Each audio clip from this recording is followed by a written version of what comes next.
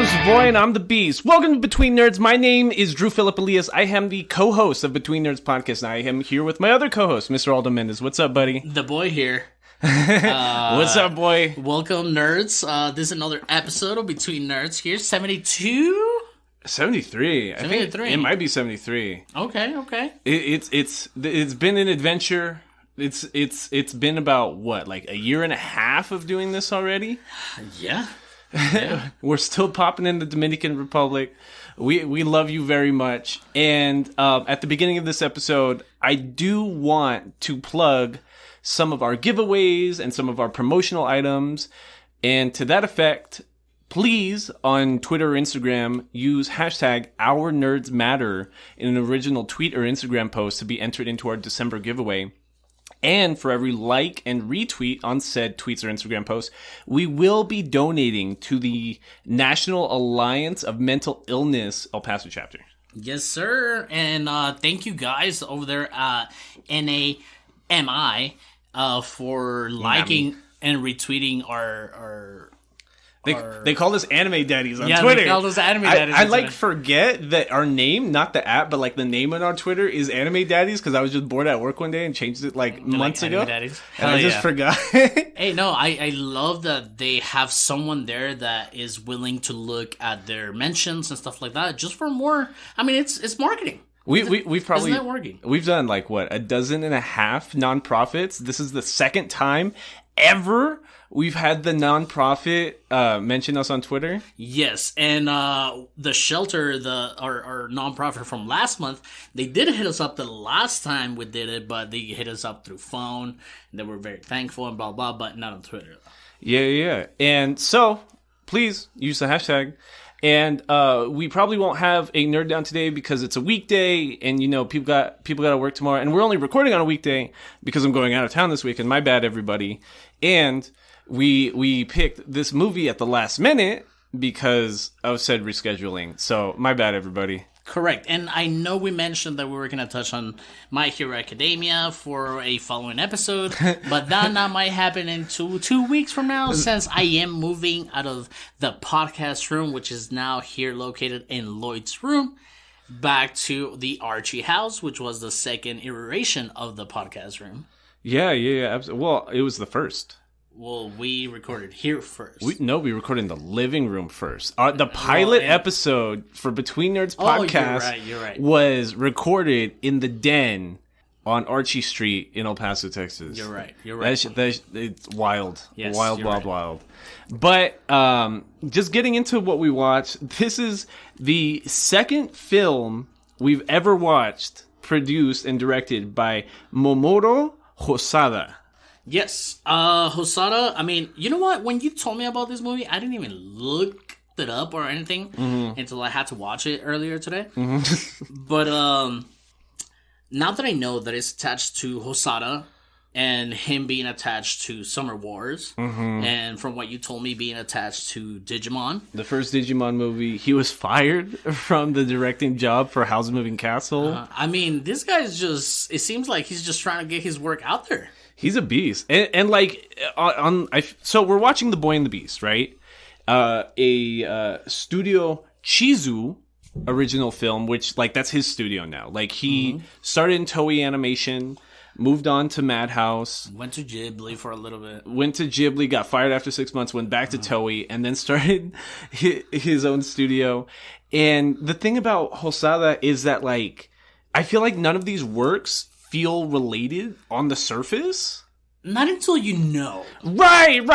Somebody needs to tell you that there's a major connection, like production-wise, between all of these for you to be like, I get it. Like, they have this particular art style? Correct, yeah. And honestly, I haven't seen the Digimon movie, but from what I remember from the Digimon anime growing up, I mean, similar character designs, thin lips, big eyes. The Digimon movie looks exactly like how Summer Wars looks when they go into the internet.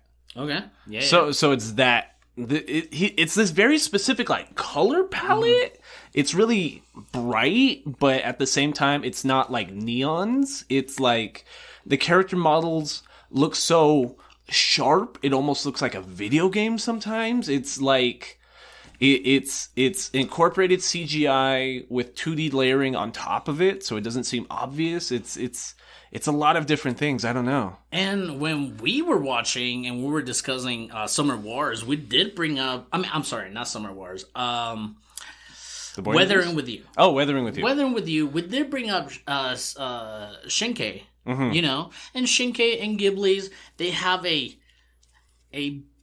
taste to them. You know, you can see what Shinkai's work is, and you can see what a Ghibli work is. They've all got like their brand. Yeah. Correct. And here, now that I know that Sotoka has been working on different things, Hosoda.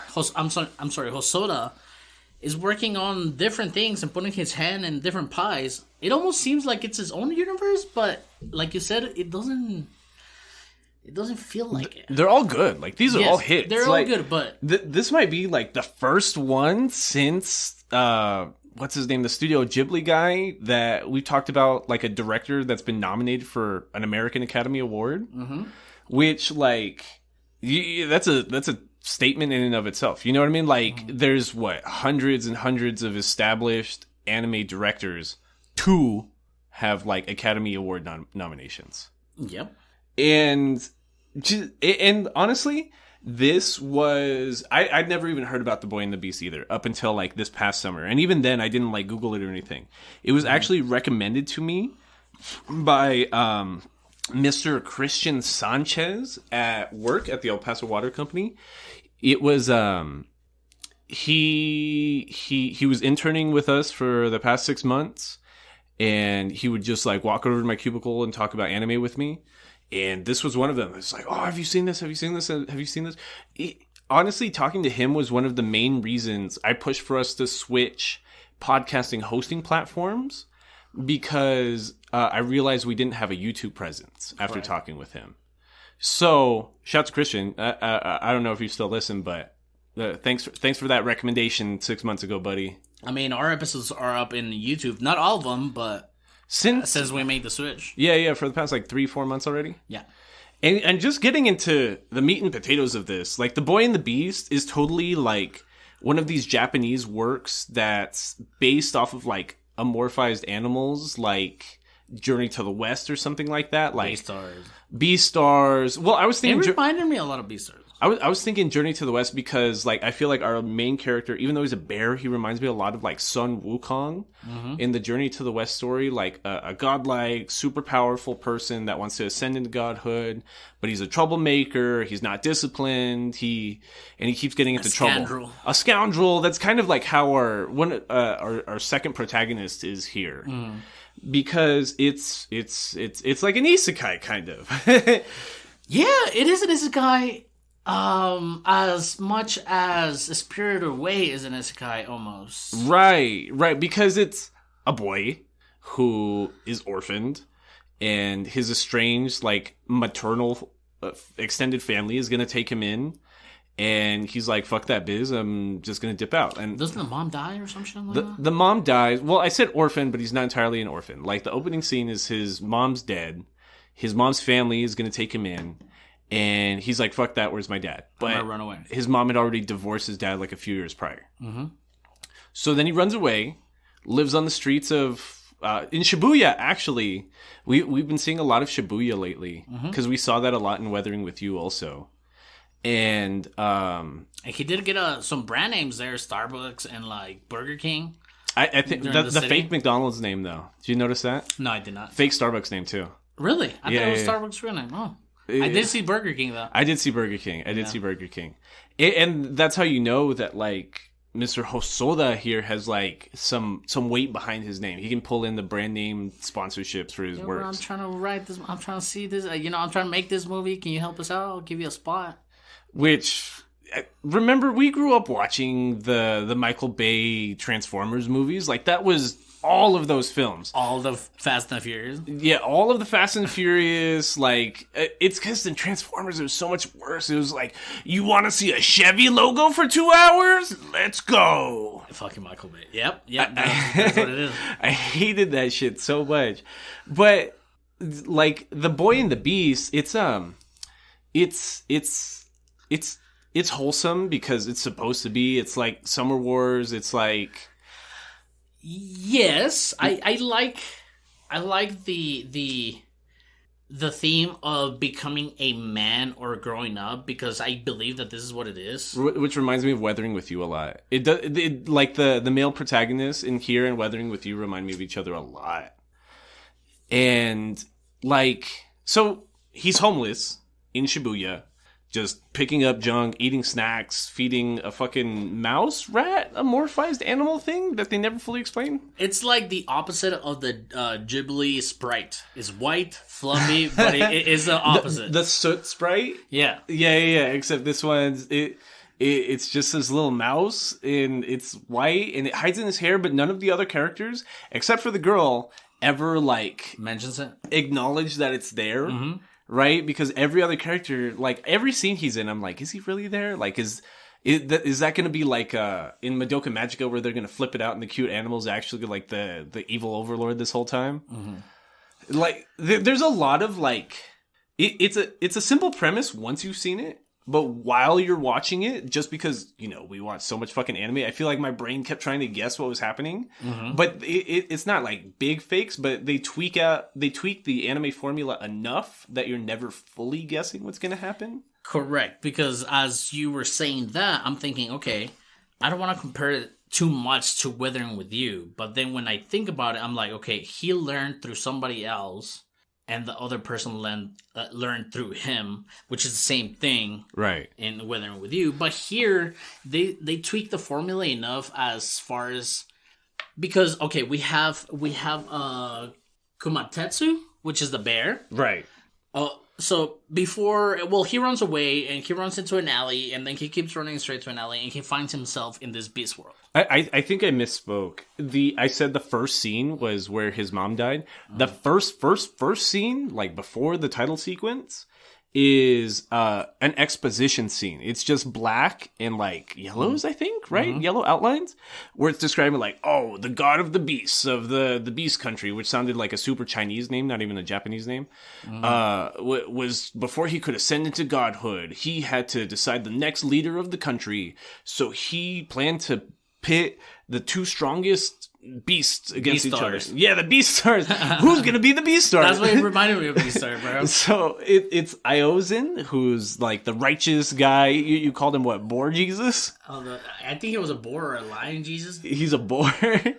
Boar Jesus, Iozan, and then we have Kumatetsu, hairy bear guy, but he's got like the movements of like a monkey, because it's like what's his name, Mugen from Samurai Champloo. Like he almost like he fights samurai style, like super like breakdancing almost.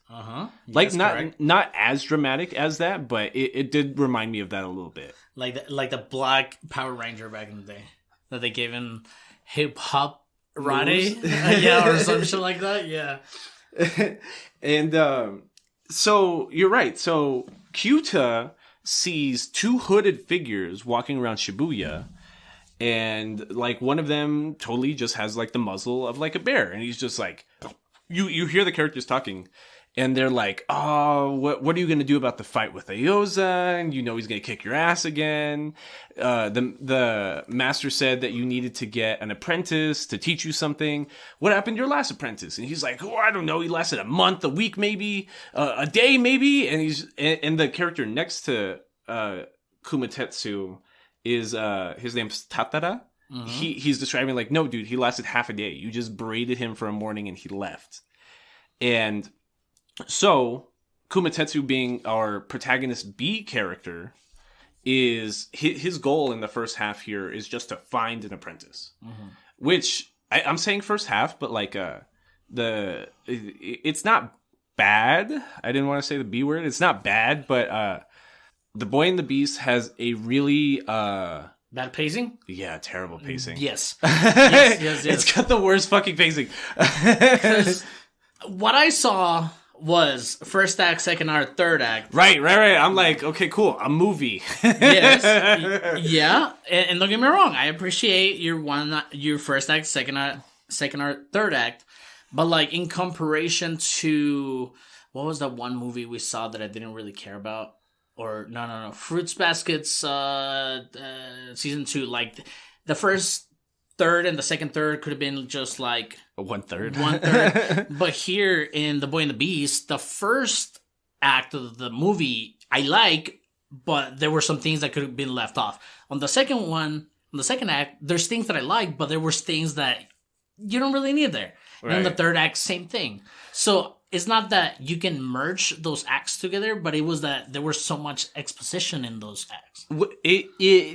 So I'm trying to break down the pacing in my head while I was watching it, and it made it easier for me to think about acts 2 and 3 being in two separate parts with themselves, because it's almost like act 2 and 3. Well, there's like a first half to act 2 and a second half to act 2. Yes. There's a first half to act 3 and a second half to act 2, and they feel really defined. Like act 1 is totally one chunk, right? The boy goes to Beast World, fights with, or act 1 isn't that long, because act 1 ends when he enters Beast World and he like decides that he's going to be Kumatetsu's apprentice. Correct. The first half of act 2 is them struggling to work together. Yes. The second half of act 2 is going back to human world. No. It's this the ending of part 1 of act 2 is the Lord here, the Bunny Lord, telling Kumatetsu, no, you can't abandon him as an apprentice. You need to go to these other countries to speak to their elders to learn what strength is. Ending of Act 2, Part 1. Beginning of Act 2, Part 2 is them going to each of these lords, learning what true strength actually is, and that it's really just a made-up term like to help masculine egos, right? Ending of Act 2 after that happens. First half of Act 3, we get a jump to Kyuta being a grown man, and then Act 3 itself is almost in 3 parts. But then we have a little bit of that in Act 1, don't we? Doesn't he go back to the human world and then goes back to the beast world to decide that he was going to be his apprentice? Once he's isn't he already grown when he does that? Because I know he's grown, but isn't there like a fantastical time thing there? It lives through that time. So there's like it's a 9-year time skip between acts 2 and 3, and then like halfway through act 3 he stumbles into back into the human world, spends like 15-20 minutes of the movie learning what it means to be a teenage kid in Tokyo, even though learning English. Yeah, even though he's 17, though he's 17 and has never attended school before, so he's basically illiterate. And then we spend the last third of Act 3 back in Beast World because his dad needs to finally fight Iodin, and it's too much. It's way too much. Yes, but I guess I don't want to really spoil the conversation by just like simplifying it. So where are we right now? Okay, so he stumbles into the Beast world because Kumatetsu kind of like challenged him, and then he followed him, traveled through a magical tunnel system in Shibuya. I don't know. Ended up in Beast World. He's in like a marketplace full of animals. Most of them are predators too. So like it's a bunch of like scary dudes. And as soon as he gets there, people start recognizing he's not a beast, and a group of like lions. It's a human, blah blah blah. Yeah. A group of lions are gonna like jump him, and they say they're gonna eat him, but like we don't see any carnivorous tendencies like in this entire movie. It was just about beating him up. Yeah, they were just fucking with him because in our monk character, Hyakushuba. Yes, the pink nose guy. Yeah. He doesn't look nothing like a pig, just besides his nose. The ears. All of the ears. And he's got like what? He's bald. Yeah, he's bald. Like what's his name from Looney Tunes? Okay. You get what I mean? Okay, I got like it. yeah, that's what he just reminds me of. What, Elmer Fudd?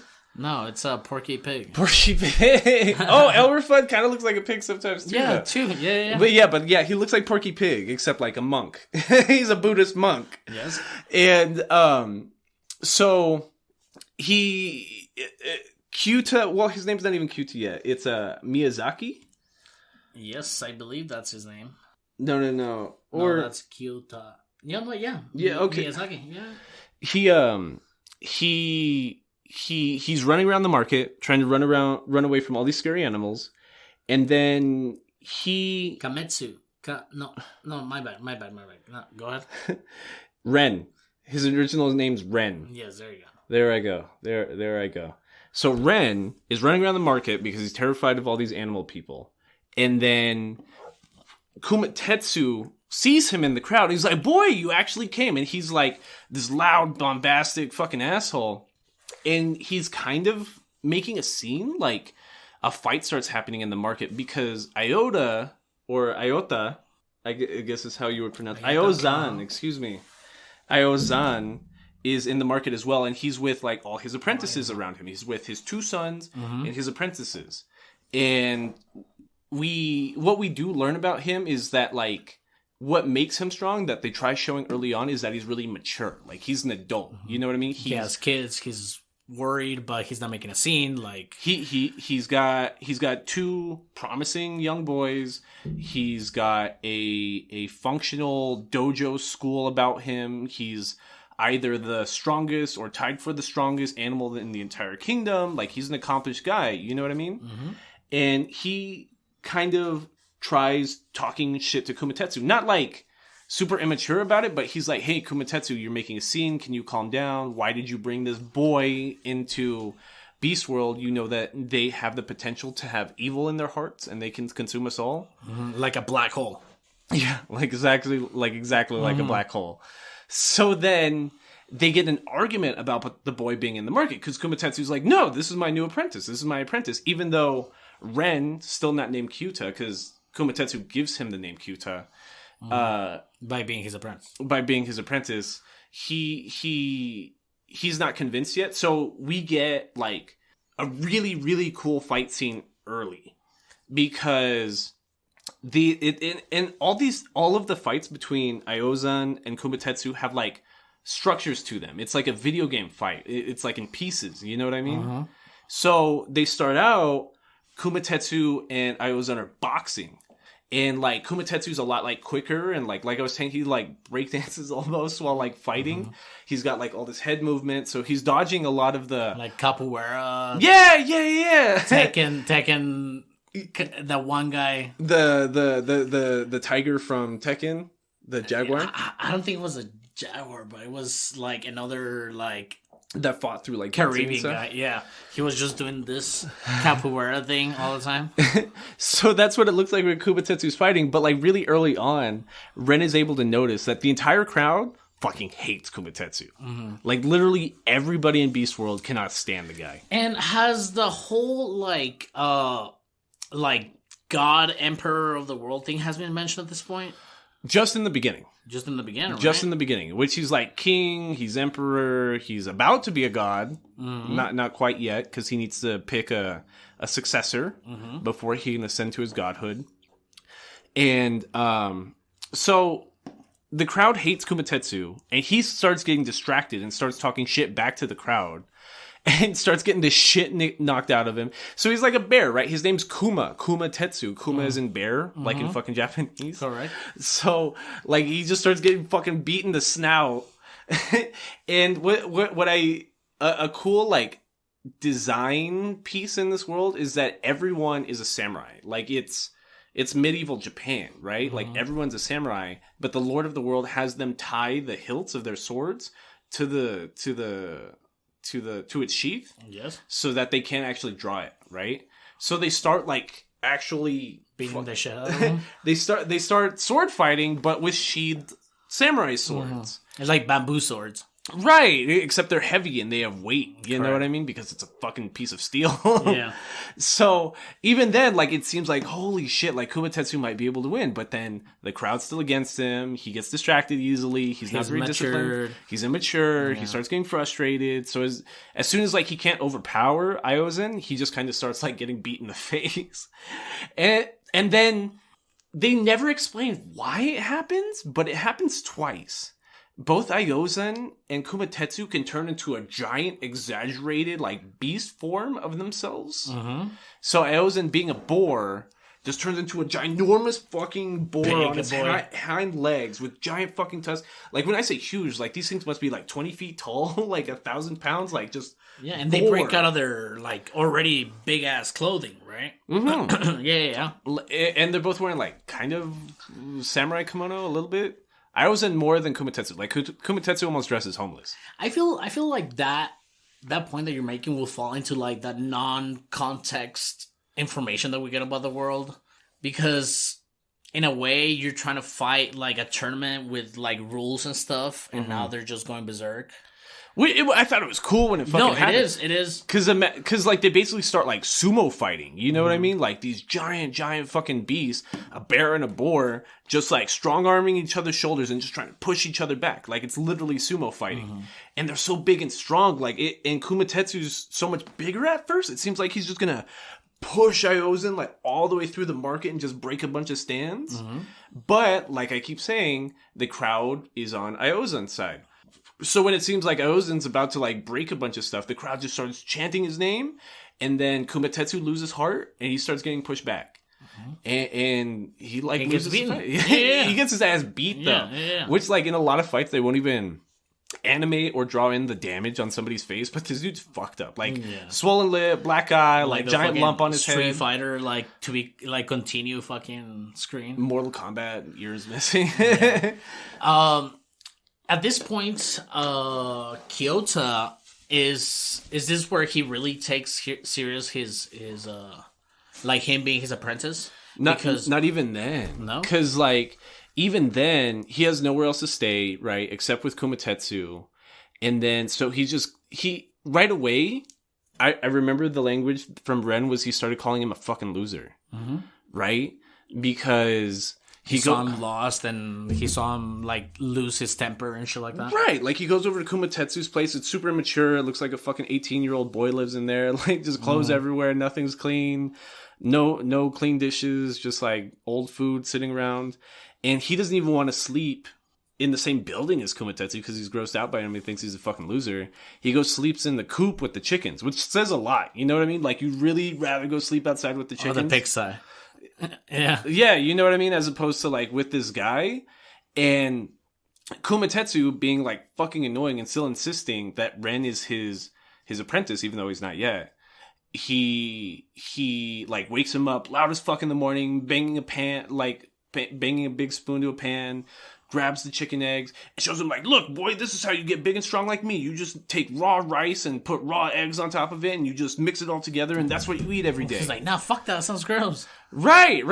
And Kumatetsu's still convinced that he's, like, his apprentice, right? And Ren's still like, no. And at a certain point, he just kind of snaps, and he's like, no, dude, you're a fucking loser. I want to go home. I don't know why I'm trapped here, and just runs away, which is, like, it happens all the fucking time. It's just Ren running away from Kumatetsu through town and, like, them just yelling at each other the entire way. Yeah, and then as far as, like, you said, oh, it's like an isekai, I don't really... Was he not transported to another world? Yeah, but, like, in isekai, sometimes I feel like, ooh, this is a better thing that I had back home. Like, in A Spirited Away, like, she wanted to get back home. And The Boy and the Beast, they do want to get back home. Re:Zero, he doesn't really talk about getting back home.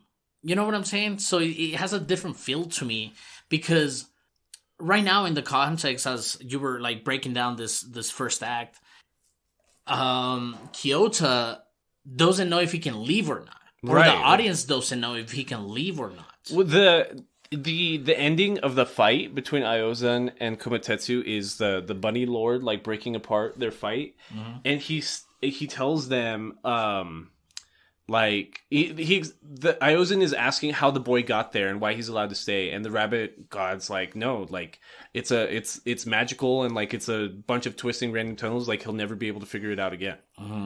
And you're right, like, from then on out, Ren's really like, yo, I'm stuck, like, that's it. And it's just a little weird, and that's what I'm talking about, the pacing as well. Tell me. Like, the pacing as far as what's going on in this world, because in the first, like, right here in this part that you're talking about, like, they're just yelling at each other, and he's refusing to be his apprentice, but then why is he refusing to be his apprentice? Like, what else does he have to do? Because Kumatetsu's a loser. No, yes, but what I'm saying is that how in his head, as somebody that just went into this other world and being asked to be his apprentice, how does he think that he can say no because to me as an audience, it makes me feel like he can get back home when he can't. Right. And there's a lot of like... Well, that's the same argument as to why Sword Art Online is technically not an isekai. Okay. People have been making that argument since like Sword Art Online's popularity, because it was like the first modern example of like a groundbreaking isekai, and it started the modern isekai wave in anime adaptations of isekai light novels. But it's exactly what you're talking about. Like, he spends the entire time inside the video game being like, no, dude, I gotta get out in the real world. Like, I need to get out of here. We can't be trapped in here. And I get what you mean, but at the same, I don't know. Nameless genre isekai. We'll call it a sub isekai. What I'm saying, the point that I'm trying to say is that in this little moment, it's where the movie went further than it needed to go. Yeah. You know what I'm saying? Maybe if it was 2 minutes to cut, we could have cut those 2 minutes. There's a lot of 2 minutes you could cut. You know what I'm saying? Like, you know what I'm saying? So here's like, okay, yeah, they're bumping heads. Of course they're bumping heads. It's the first act of the movie. It's 2 hours, but it feels like it's so much longer. Yes, bro. It feels so much longer. But I do like, oh, you're fucking stupid. Oh, you're fucking dirty. Oh, you're weak. You don't know what strong is. I'm strong. You're not. It's like, yeah, but you look at you. You live in a fucking pigsty. Right. And after that, Kyoto makes the decision to be like, you know what? Fuck it. If I'm going to stay here, I'm going to ask the pig face guy. What's his name? His name's so hard. It's Hyakushubo. Hyakushubo? It's both Kumatetsu's best friend Tatara and Hyakushubo that like kind of convince Ren to just give in and be the apprentice, right? Because Hyakushubo as the monk, as the level-headed like Buddhist that's trying to reach enlightenment, he's kind of he's the angel on your shoulder, being like, no, dude, this would be good for you. You could help Kumatetsu out. And then Tatara's like the opposite. He's just like, no, dude, like, you guys fucking hate each other. You're both fucking annoying.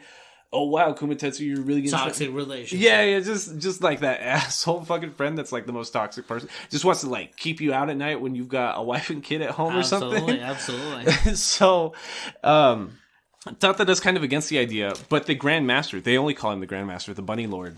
He specifically instructed Kumatetsu to find an apprentice. Like, it's an order from your boss. Like, you've got to do it. Like, the man's essentially homeless. He's just like a kung fu master with his chicken coop, and he basically just gets to live for free because he's the Grandmaster's like best boy or whatever the fuck. Correct. So we have an initial like training scene, which is cool because they go to this one scenery a couple of times, which is like, it's like an old like marble building, like almost like it almost looks like old like Roman pillars, but like little, they're connected. I don't know. Right. Like if you've ever seen that old Roman bridge that's like a water bridge, but it's still standing to this day. It looks like that kind of. Yeah. And it's got like this little patio open area in the middle. And this is where Kumatetsu first tries teaching him how to like hold a sword. But again, Kumatetsu is a fucking idiot, so he can't verbally describe to you how to swing a sword. He's like, just fucking grab it, you stupid son of a bitch. Well, so like your dad trying to tell you like how to hold the light when he's fixing the car. Exactly. No, shine the light over here, dumbass. Yeah. Like, this is where he names him Kyoto too, and I don't know why he does that. There's some significance there, I'm sure. But what's hilarious is Kyoto's 9 at this time, like at the beginning of the story. And Kumatetsu just hands him his giant fucking sword that's built for a 12-foot bear. It's just like, swing this. And he can't even hold the fucking thing. You know what I mean? And he tries, like, explaining to him how to swing a sword. He's like, no, hold it really tight, like this. Grip it with the sword in your heart. And he's like, what are you talking about, you fucking idiot? Yeah. And like, they just keep arguing. And it was that night that Kumatetsu was going to drop him, right? And that's when the Grandmaster came to him in the middle of the night and was like, no, dude, like, go to the wise elders in all these different bordering countries and gain their advice and learn what ask them what true strength is. Yes. And then you'll learn more. So it that's again what makes it feel like a journey to the West, because in a journey to the West, it was a Buddhist monk, a pig, a monkey god, and a horse that travel from one side of China to the other to deliver the Buddhist writings to God. Which is also why the original cast of the original Dragon Ball looks exactly like those characters I just described. Correct. And we have all these characters in the 4 guys that are traveling to all these other parts of the world, which, again, like Journey to the West, which was a lot of what Avatar The Last Airbender is based off of, too. Mm-hmm. And I like that you emphasize on, like, strength, because in this part they do go through strength, but later on we know that they want to do some, like, self-reflection. Like, not just about strength. But from the very first like elder that they meet, they ask him what is strength, and he's like, it's a non-question, because he's like, what kind of question even is that? Strength is nothing. Like, look at me, I'm a powerful old man, and I have no physical, air quotes, physical strength about me. Like, strength is taking a skill and just making the most of it. Yeah. It's this whole Karate Kid bullshit, right? And that sets up the theme for, like, I think it's like 6 of them, of like every other like master that they meet, you know what I mean?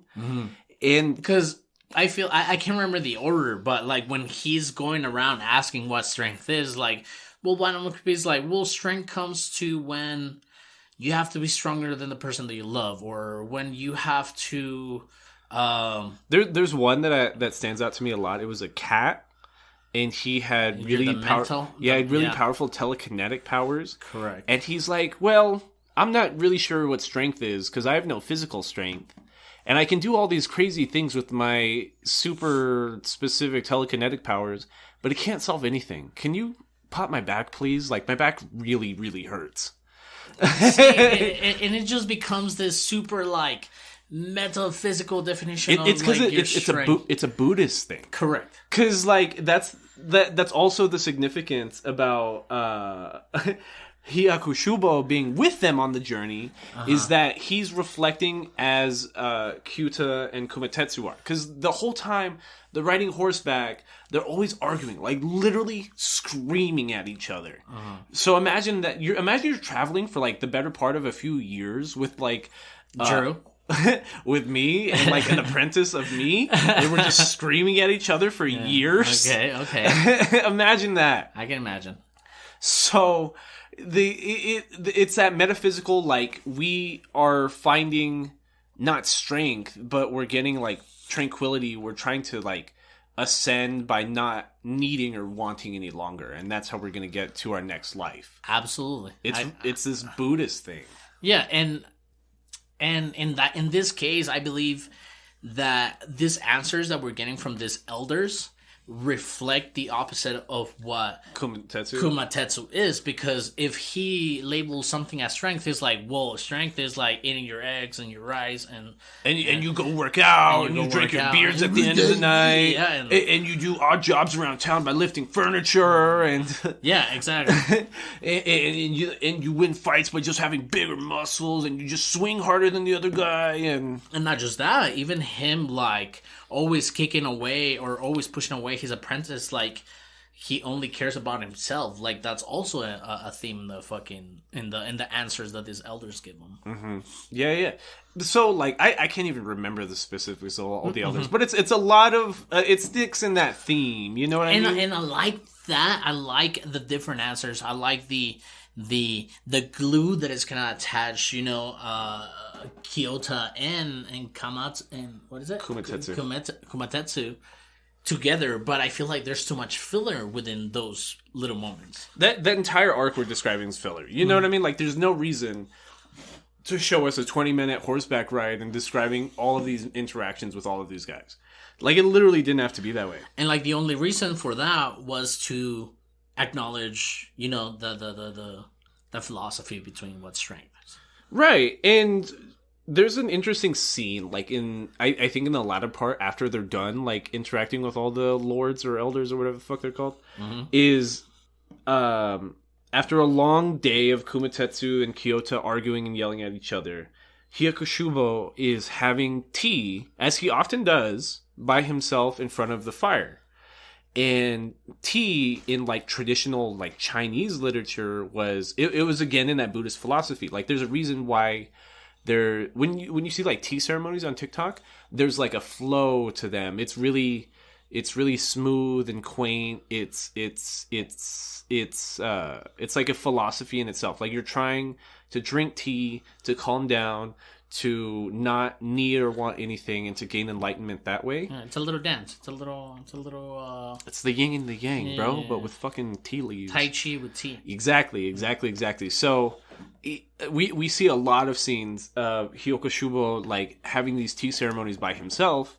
And then it's at this point that Kyoto really looks like he's at like his wit's ends with Kumatetsu. He's like, I can't fucking do this. He can't even sleep. He's so upset.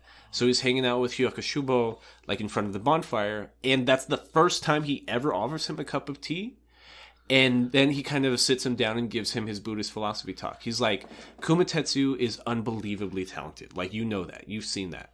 But the thing about him is he's a lot like you. Like, his parents are dead, and he had to raise himself very early on. Everything he knows, he learned himself. Which is talking him up. Like holy shit. Like, the whole thing about his fight style is that it's super undefined. It's super sporadic. He has no manners when it comes to fighting. There's fighting etiquette, which they get mad at him for. And he's like, for what? Like, he didn't learn this from anybody. That's a testament to exactly how strong he is. Like, he can do this all by himself. So he's like, have some patience with him. Like, how does he put it? He says something very specific that's like, you should try copying what he does and learn. Like, it's putting yourself in somebody else's shoes. You know what I mean? Mm-hmm. And he says something to the effect of copy him and learn as he does. And Kyoto, being a kid, takes that literally. Mm-hmm. Like, he literally, the next couple weeks, does everything Kumatetsu does. Mm-hmm. To a point that he was looking at first, but not just from the sound of Kumatetsu training or moving across the hall or across the room. Like, he knows what foot he's stepping on. He knows what side of his body is more balanced and stuff it's like a training sequence, and it's really long, but like it feels worth it because the scene is like Kumatetsu wakes up in the morning and yawns. So Kyoto gets up and yawns and does his arms in the exact same manner and like flexes his chest in the same way. And Kumatetsu will be out on the porch drinking a beer, holding his arm a specific way, and like Kyoto will do the exact same way. Or Kumatetsu will just be fucking around in the yard and swinging his sword around. And Kyoto, with the broom, will be following his movements verbatim. Mm-hmm. To the point that, like, it goes on for, like, a few days that Kumatetsu doesn't notice. But Tatada and Hyoka, like, notice, like, right away. They're like, why the fuck is he copying everything he's doing? I was like, I told him just to learn from him. What the fuck is he doing? I didn't say copy literally every step he takes. But, like, the sickest part of this whole, like, montage is that at the beginning he was looking at him, and now he's just listening to him. At the end of the day, he's just, you keep skipping it. There's more to that. I'm sorry, really? That's the end of it, because halfway through that, Komatetsu starts to realize that the boy can notice him and starts like doing super dramatic, almost like kung fu training, a la like the Karate Kid. That's what I was gonna say. And that he's like doing lunges upstairs, like he's trying to train the boy while the boy thinks that Kumatetsu's not noticing. And then at like the end of the training sequence, like the scene is Kyo is peeling potatoes with like a tiny like 2-inch knife. Yeah. He's peeling like a big bowl of potatoes, and he hears Kumatetsu in like his slides and his sandals outside skirting around like on the concrete, and out of sheer habit Kyoto starts moving his feet in a certain way because it's habit, but it's like he's been trained kind of. Like he can hear without seeing Kumatetsu and know how to react to his movements right then. Mm-hmm. So then it's the next day after that Kyoto approaches Kumatetsu and he's like, yo, let's spar. Like, I feel like you couldn't touch me. There's no way. All right. And we've seen this a couple times because the Grandmaster, when he's on screen, he has this cool, like, because it's a kung fu movie, kind of. You know what I mean? He's got this gimmick where, like, he moves so quickly, like, you can't even tell where he is. Kung Like, fu's Chinese? yeah. Yeah. You thought it was Japanese? But this is Japanese, right? Well, Buddhist philosophy Okay. started in China. Okay. Yes. So so when you see like Buddhist elements like in Japanese literature, it's probably partially taken from like the Journey to the West, which Chinese, correct? it's Chinese, and we've already described. There's like a plethora of really famous anime, all based on a Journey to the West. Yeah, it's because there are some like Japanese aspects to the movie, but then again, it relies a lot on that storytelling. Like traditional like Chinese storytelling. Okay. My bad. No. I think that's a very like solid point to make because when the Grandmaster's there, it's that kung fu thing where it's like he's moving so quick you can't even see him move, right? When he breaks up the fight between Iozan and Kumatetsu, he just appears. Like he's just in the middle of the fight and they're like, "Where the fuck did you come from, Master?" And they turn their back and he's back there and he's just like, "Yeah, what's up, boy?" He just jumps from place to place so quickly.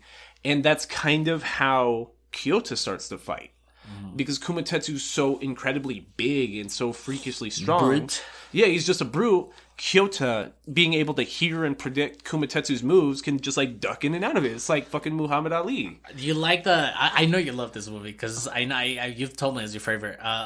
Kung Fu Hustle. I love Kung Fu Hustle. The husband of the landlord. Yeah. He moves like paper. And he's just like rubber or whatever, Yeah, and can he's just like, like dodge or take any move. and, 'cause he's and rubber. it's the same fucking thing, and I love it, dude. I love it so much. I just wish there was a lot more fighting and a lot more stuff going on. But I get where it's going because it's trying to teach you something instead of showing you something. It would make a better like short series. I could see this making it a Absolutely. really, really solid like 6-episode like short series.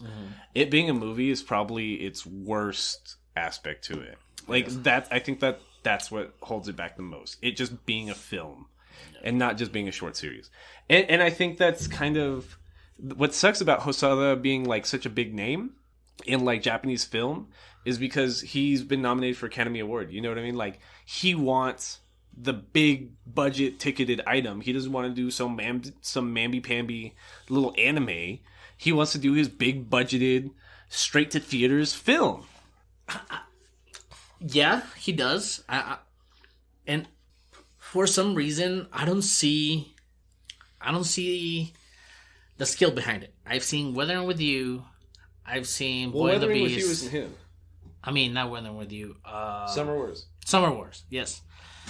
Summer Wars I did like, but I mean, he does want that, but like I don't see him breaking a level of storytelling that someone's gonna be like, whoa, because his animation is good, Right. but I feel like his storytelling, as far as his works have gone, No, I agree. He needs better writers, I think. Which like these are all fine concepts and they're great reasons to like flex your animation chops. I'm not saying that I'm hating on The Boy and the Beast. It's a great movie. It's just the Beast.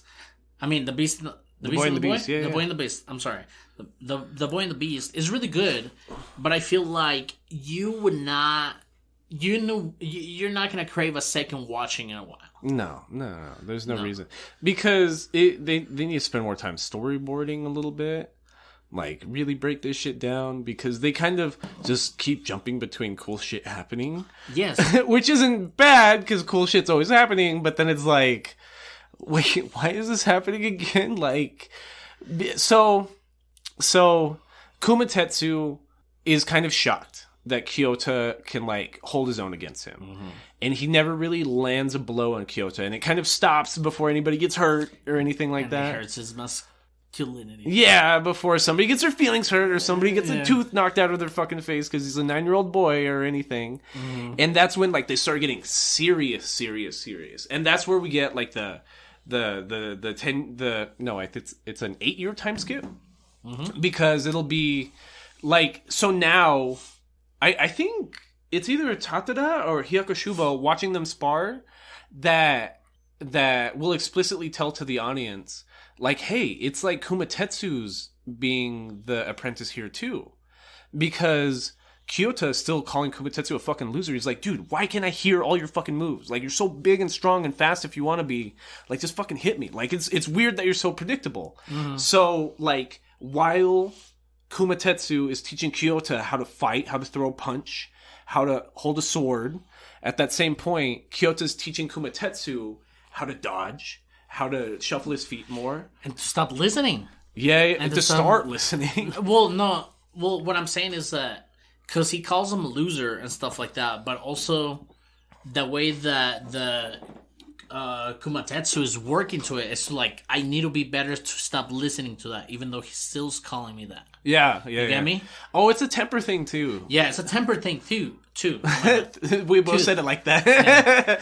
Because again, like, we have these like Buddhist philosophies, right? So if you're gonna be a kung fu master, you have to be level. You gotta be level. Thank you, bro. Like, you need to have your head on straight. You can't be getting pressed. You can't be getting scared. You can't be getting anxious. Like, you're just there. You're in the zone. Your attention's focused. You're there. And Kumatetsu gets too excited, or he gets too angry, and then he loses his focus and gets punched in the fucking face. Correct, because as Kyoto is like dodging his moves, he's not only hitting his pride by dodging his moves and telling him like, yo, bro, you're fucking loud, you big motherfucker, like, dense ass dude. Stop cocking your fist and just, if you're gonna do it, just do it. And then at the same time, Kumatetsu knows that he can be better, but he just is so irritated by what Kyoto is saying.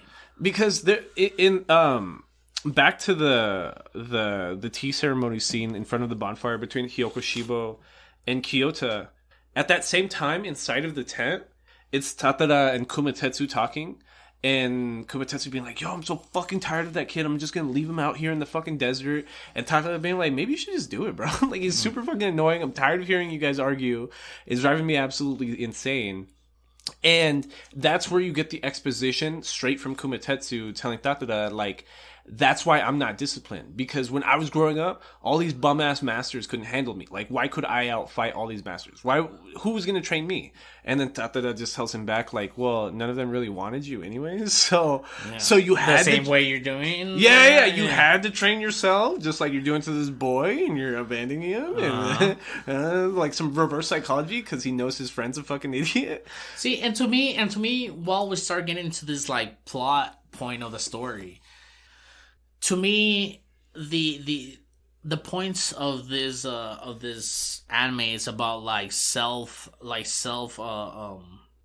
evaluation. It's self-evaluation, self-reflection, and what strength is. Yeah. So like the strength aspect is because it wants to be almost a shonen. It wants to be like big guys fight good. You know what I'm saying? Yeah, I got it. But like the strength thing, it makes perfect sense as far as what both parallels are thinking here, being Kyoto and Kumatetsu.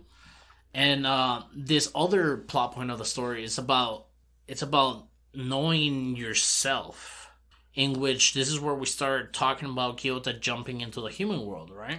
No, not even then. No? So what I'm talking about right then is where we get our big 9-year time skip or 8-year time skip, where the montage is Kyoto being a boy, teaching Kumatetsu not to be as predictable when he fights. Yeah, and not being a dumbass. So it looks like they're dancing. It's that kung fu on a cliff montage. And at the same time, it's Kumatetsu telling Kyoto, like, this is how you swing, punch like this, punch with your shoulders, switch your hips. You know what I mean? Like, actual, like, training.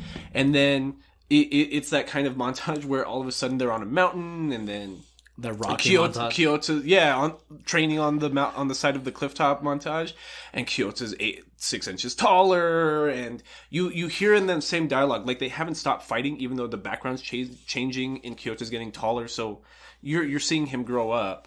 Is like Lion King style. Yes. Thank you. I'm like, what the fuck am I thinking of? It's fucking Lion King, exactly. Yeah. So, and you even hear a piece of dialogue once Kyoto's grown from Kumatetsu being like, "When'd you get taller, boy? Like, you still can't fucking touch me, but like, when'd you get taller?" And then on the other cliff top, you see the Grandmaster and Iozan watching them train, and they're like, even Iozan's kind of like, no, the Grandmaster, no. Iozan's talking shit, being like, look at how undefined his fighting style is. He's still so terrible at fighting, and he's so predictable and erratic. And you see the Grandmaster being like, watch them. You can't see it? Like, watch them fight and tell me you don't see it. And Iozan's watching them, and he's just like, oh shit. Like, he's actually gotten better at fighting. Like, he can predict movements now.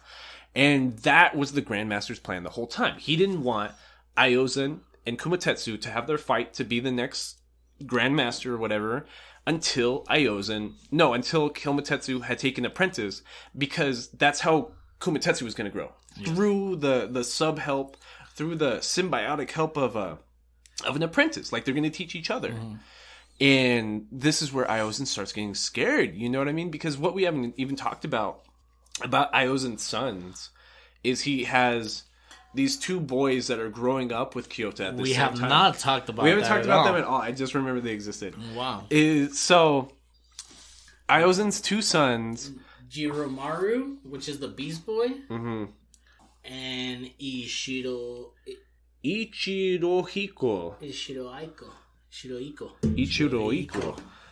And Ichirohiko, I thought it was a girl at first. I thought it was a human female. When they were kids, I thought Ichirohiko was literally a human female. So, right here, I fucking hate the character design. Yes, me too. Because you guys seen this. You anime nerds, you guys have seen those little beanies with extended ear pieces that go all the way down like paws, and it's usually like how people used to have the Invader Zim ones. Correct. Like the Gur beanie hats that had like extended ear muffs. Yeah. And it's just a boy on one of those. Yeah, and a boar. So one of the sons very much just looks like a chubby Aiozan. One of them's definitely adopted, and the other one looks like a human girl. It's so like, hey brother, you're adopted. It's like, what do you mean? It's like, what do you mean? What do I mean? Right, which is super infuriating because like he was introduced back at like the shopping district scene, and right then I was just like, that's not right.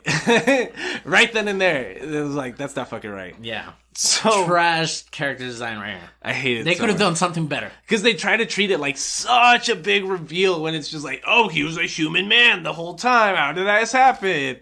Aiozan, what the fuck? You brought a human in, which is like literally the whole audience. I hate when the audience learns things before a character in it, which is why like I love horror, but I hate the horror where it's like you already know the killer's behind the door, and we have to sit there as an audience for 5 minutes and watch like the character on screen learn that the murder is like across the door.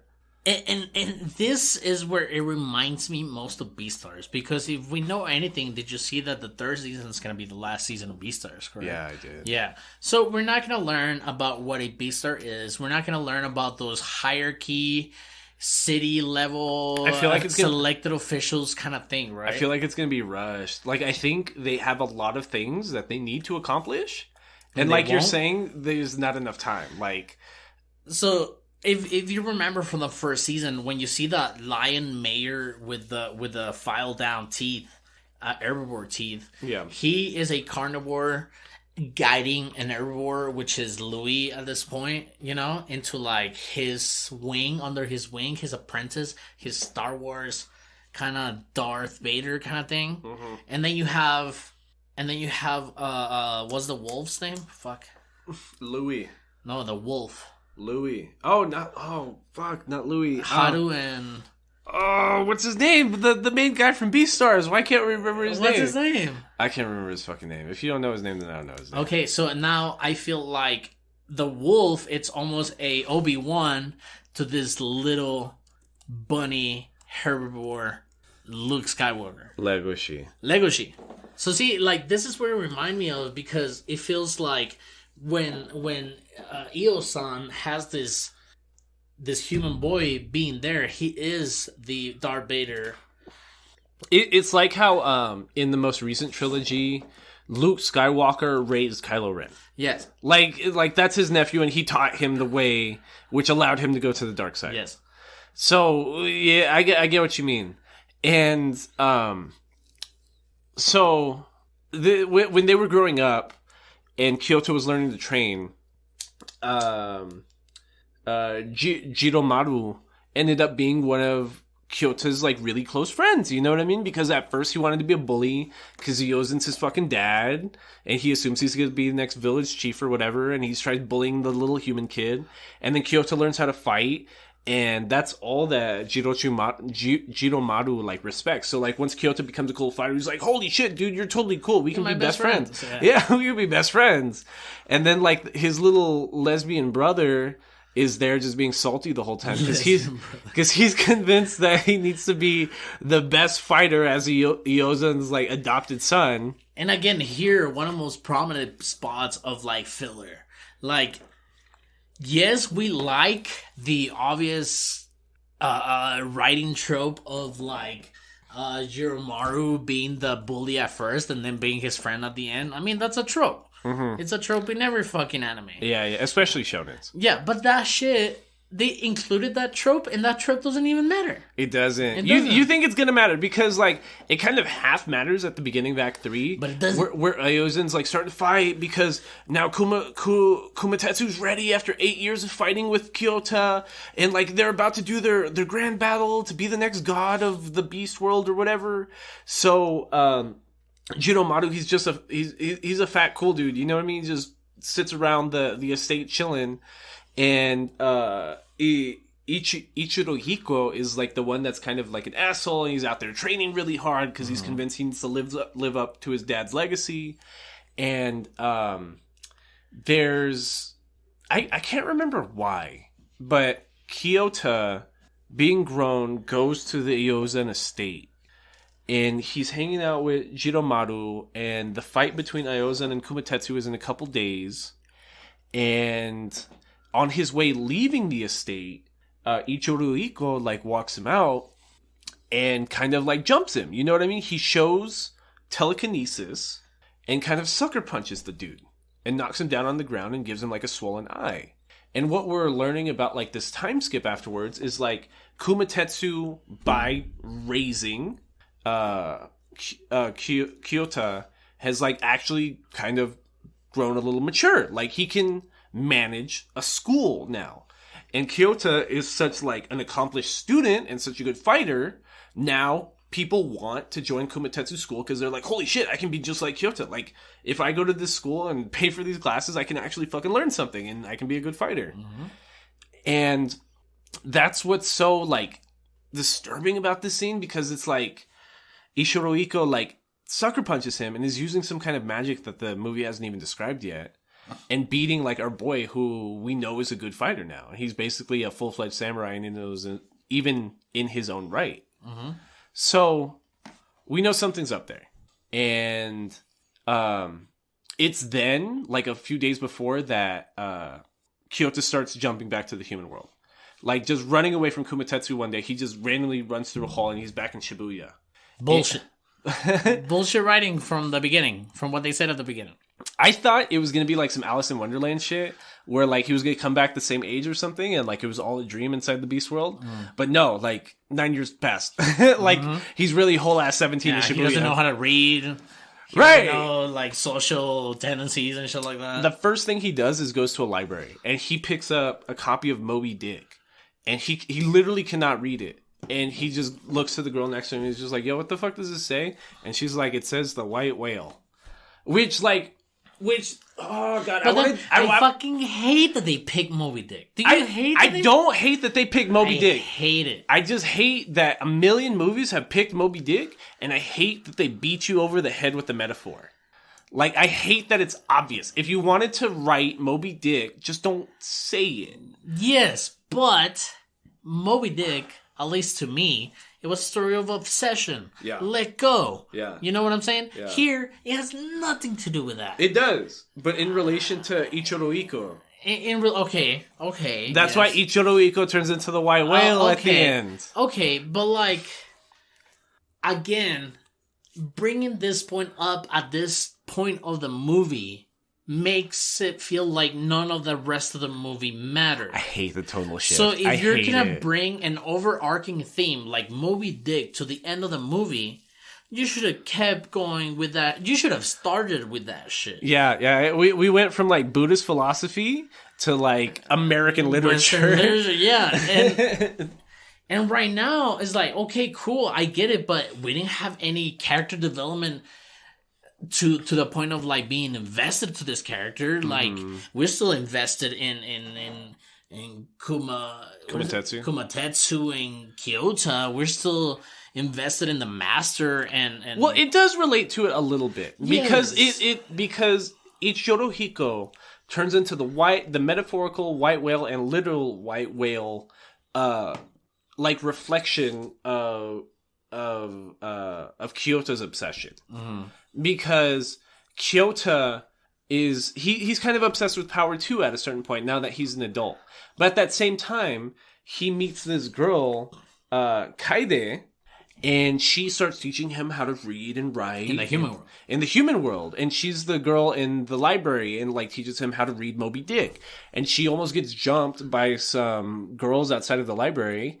And Kyoto, like he's a kung fu master right now at 17 years old. So like he takes a couple punches from like the boyfriends of these couple girl thugs, which reminds me of what does it remind me? It reminds me of what's the super shitty one with Jinichi? Parasite. Yeah. Where like that girl tried to get all these other guys to beat up the main character in Parasite. And then she dies in the middle of it, and she was like the best character. No. In the very, very beginning, not her. Okay. The very first fight where it's like some gangster girl being like, "Hey, gangster boyfriend, go beat up this nerd at my school." Yes. Where it's like this. So like they think Kyoto's just some homeless fucking guy that can't even read or write. They give him a couple punches, and then off screen, Kyoto beats the shit out of him. Which like it being off screen is absolutely infuriating because it's been like an hour since the last fight. So I'm like, why did you skip that? To the point that the girls like get scared and like, oh, never mind, take your fucking books, nerd. Like you can read and write, and that's why Kaide like starts to fall in love with Kyoto because like she saved him or whatever. So then he's just disappearing at night, studying with her, and Doesn't she slap him like at one point? She's like, "You're never gonna do anything with your life." Slaps him, and then she's like, "I fucking love you." after another point, it's so we get like this long ass sequence about him jumping between Beast World and Human World now, which again, like we're talking about pacing, like why is this sequence like 30 minutes long? 30 minutes long. Like I understand why it's happening, but it really didn't need to happen because she's like, holy shit, like you're actually learning at the same pace I am and I'm a senior in high school. Like you should take the college entrance exams. And he's like, but what do you mean? I've never went to high school. So she teaches him how to read and write and how to do math and all this crazy shit to the point that like she's like, holy shit, we should really sign you up for the college entrance exams. And everything in like Japanese society is so regulated. It's like in both Weathering with You and at the beginning of this movie, the cops will see like a kid out in public, like in Shibuya Square in the middle of the day and be like, hey, who the fuck are you? Show me your ID. Like, shouldn't you be in school? And here it's like you need an ID just to register to take the fucking SAT or whatever the fuck it is.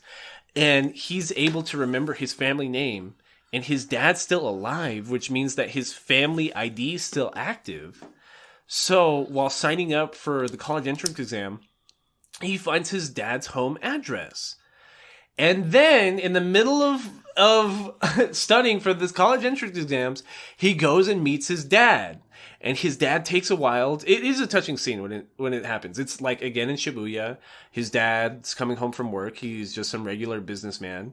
And then he's just like, Dad, is that you? And then he just turns around. He's just like, no, I don't know anybody named Dad. Sorry. And just kind of walks away. I'm your dad. And then turns around. He's like, Ren? He's like, you Ren? I thought you were dead. It is a touching scene, but like, your mother never told me. Exactly, Blah, blah, like blah, blah. your mother never told me. I didn't even know she was dead until years later, and nobody knew what happened to you. Which, like, fuck, like you're pick a theme, pick a struggle. Like it's a movie, it's not a show. Like each of these could have been a whole episode of a show, but you wanted to throw it all in one movie, and now it doesn't make sense. It does not make sense, bro, because now we went from the Buddhist to the orphan thing to the master thing to going to college, to trying to learn who his daddy is, to learning to what strength is and knowledge about yourself. And right. So Moby Dick is in there. he gets in another fight with Kumatetsu. Kyoto does, traveling back because he's taking like study guides back to the Beast World. And Kumatetsu finds the book underneath his mattress and, like, confronts him about it. He's just like, have you been reading, boy? You haven't been swinging that sword or training, and you've been reading? There's no reading in my house. There's no reading in this dojo, son. Yeah. So they get in a whole nother fight, and Kyota knows Are you a nerd? that the fight with Iozen is going to be in a few days. So he kind of just runs away back to the human world, almost like makes a family unit with his dad again. The dad even buys groceries so they can cook dinner together. And they're walking to the dad's apartment, and Kyota feels like really guilty, and he's like, nah, I'm sorry, Dad, but I gotta go. And just dips out back to the human world, goes back to his adopted father, Kumatetsu. Back to the beast world. Back to the beast world. Well, I said home, but like, but you said his home's the beast world. Yes. Yeah, kind of. Home's where the heart is. He leaves his dad, which is something we never seen before. Yeah. You know? But then why even introduce the dad if we're just gonna run out on the dad? Exactly. Because like Kyoto's whole thing is, I've got unfinished business back in Beast World. Goes over to Beast World. He's late to the tournament. Like, they already walk into this Roman style arena. And it's like Iozen's whole school, Kumatetsu's whole school, but it looks bad on Kumatetsu because Kyoto's not there to walk in with him. And Kyoto's just hanging out in the crowd. And the fight starts, and immediately Kumatetsu starts getting his ass kicked. We're like, so we just watched a whole movie about how this man trained with Kyota for 9 years. And at the very beginning of this fight, he starts getting his fucking ass kicked? Wow, ridiculous. And that's just an excuse to have fucking Kyota be like, you got this, Dad! You're a fucking loser, boy! But don't embarrass me, pussy! Yeah. Hey, Kumatetsu, you fucking suck dick, but at least you're better than Iozen. How come you're so... I'm gonna go back to my human dad. Human dad would lose this fight. My human dad will beat your beast dad. So Kumatetsu learns like some strength because Kyoto's yelling at him and wins the fight. Like it is great. Animation. He knocks him out. He knocks him, but it is a good fight. It is. It's great. Like they go into both of their giant beast forms again. They start slapping each other in the face with their fucking swords, and it's competitive. Like it's a contentious fight. You know what I mean? Like it doesn't really feel one sided from there on out, and just somehow, barely, like Kumatetsu wins at the end. And as an audience member, like we spent half the fight not thinking he was gonna win. Yes. And I know, like, what you were talking about, like, it's a cheap way to introduce Kyota into the fight, but it worked, and it felt rewarding at the time. It does. It feels rewarding. But then again, the next fucking thing that happens is that he gets stabbed.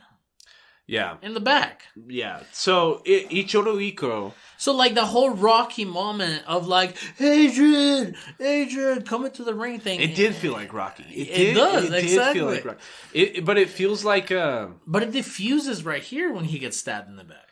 Which one is it? It's I think it's the beginning of Rocky 3, where Adonis dies? No, that's...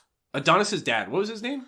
Apollo. Yes, Apollo dies. That's 3. Yeah, that's what I'm saying. So it's the beginning of 3. With a Russian. Yeah, that's what I said.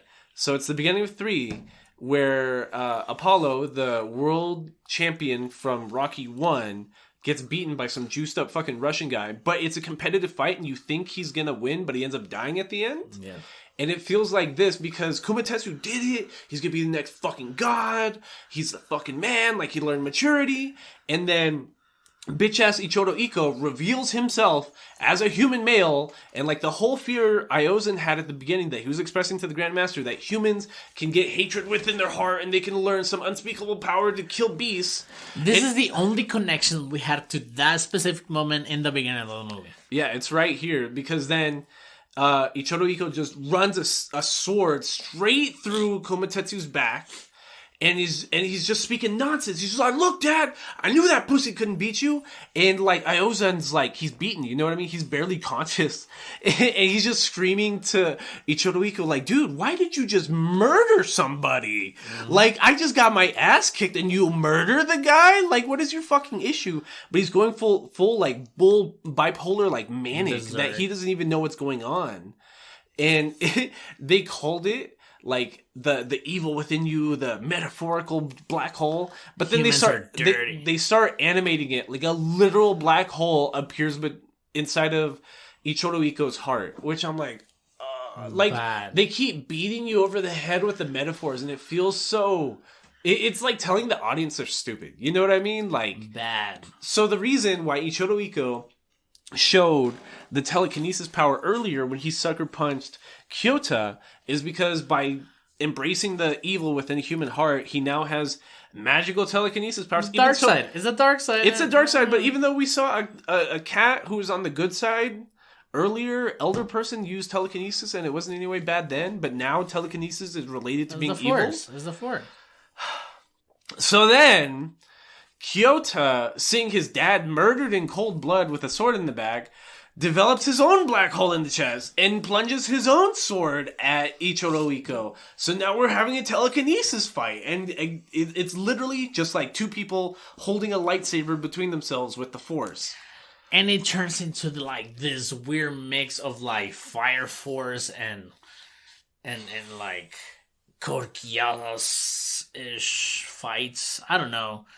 But like you said, it's just two people holding a lightsaber in between them. Yeah. It's not great. So then, this is the relation back to the human world, so we didn't just waste the last 30 minutes of the movie.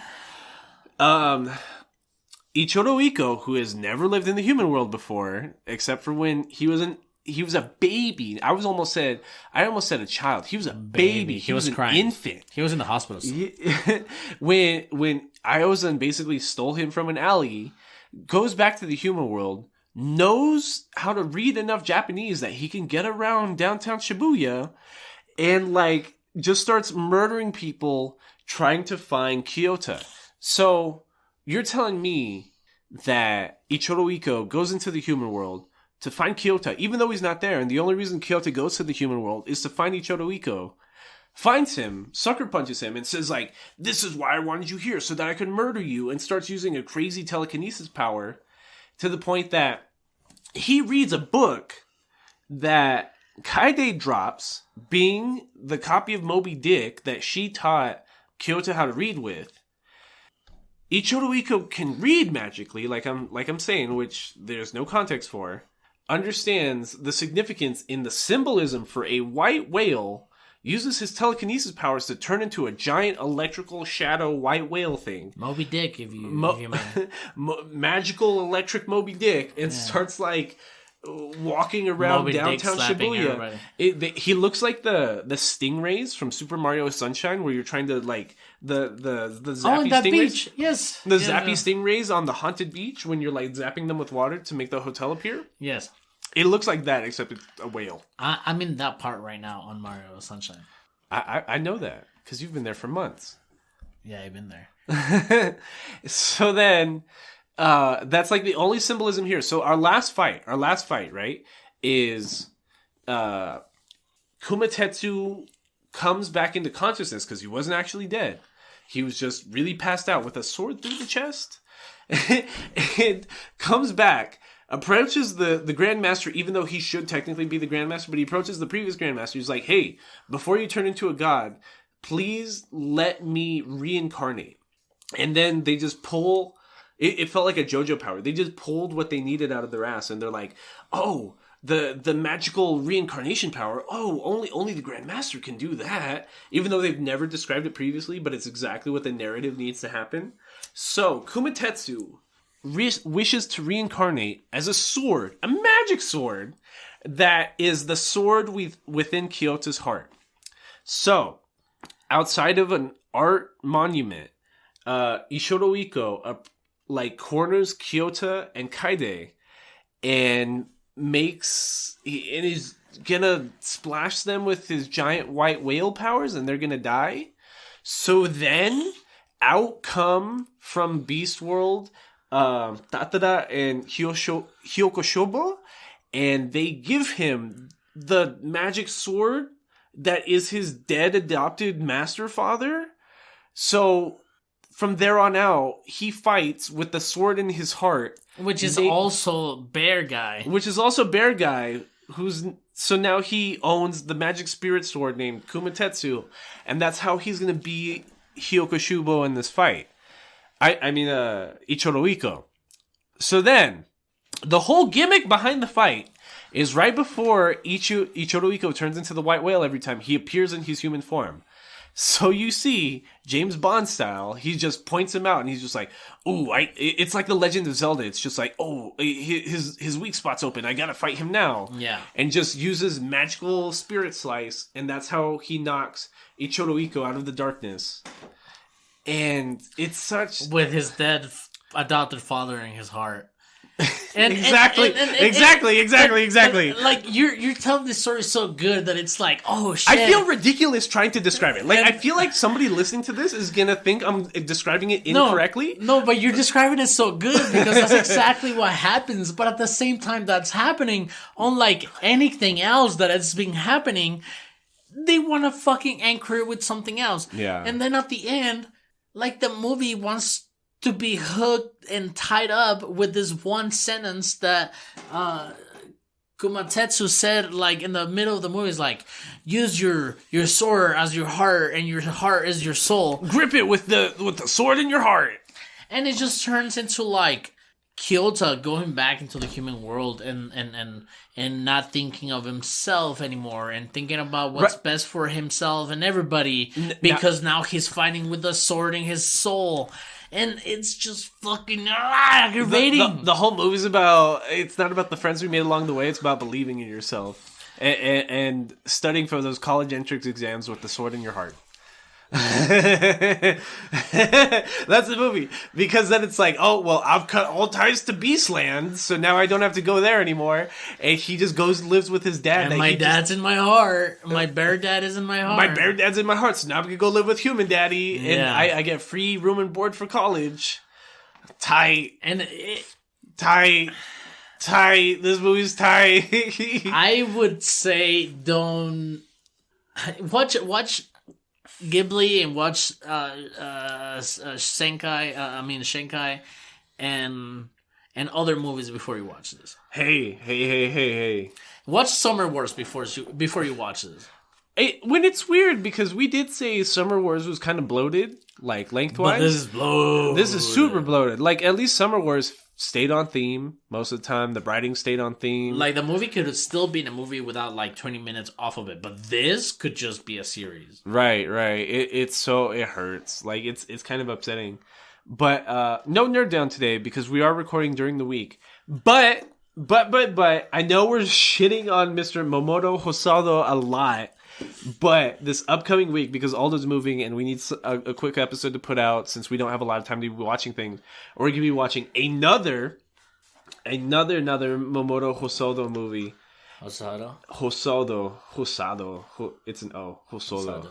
So, coming from the exact same studio, that's his own studio, Studio Chizu, we're going to be watching the very popular Wolf Children, which I've seen everywhere. Like, I always see Twitter talking about this, but I've never actually seen the movie. I think this is his, like, big Ghibli movie. This is his big Ghibli movie, but it's not the one he was nominated for the Academy Award for, which I think is crazy. Oh, yeah. So, like... Yeah, because I've heard more about this one than, what was it, Miyata? Mirei. Mirei. There you go. Mirei. So, yeah, but maybe with Mr. Hosoda here, we'll get as into his works as we've been with Makoto Shinkai. You know what I mean? We're going for our third film here. So, look forward to that next week. Hit us up on betweennerdspodcast@gmail.com. Tell us your takes. If you want to vent your nerd shit with us, we'll read it. We'll make sure we hit you up here in the podcast at Between Nerds and any podcast like everything platform. Yeah, like all this talking about. Hit all of our social media handles are at Between Nerds. Our email is betweennerdspodcast@gmail.com. The winner of our November giveaway, Mr. Kurapika Goat, we were talking about him last time. I got your Bleach giveaway. It's this badass looking Ichigo figure, and we'll be mailing it to you either this week or next week. Don't forget to use hashtag OurNerdsMatter in original tweet or Instagram posts to be entered into our December giveaway. That is hashtag OURNERDSMATTER. And for every like and retweet, we will be donating to NAMI El Paso. That is the National Alliance for Mental Illness El Paso chapter. And this has been Between Nerds.